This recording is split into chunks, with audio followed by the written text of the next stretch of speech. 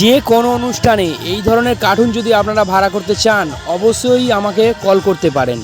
আমার ভিডিওগুলো যদি আপনাদের ভালো লাগে তাহলে একটা সাবস্ক্রাইব ও লাইক ও কমেন্ট শেয়ার করতে ভুলবেন না।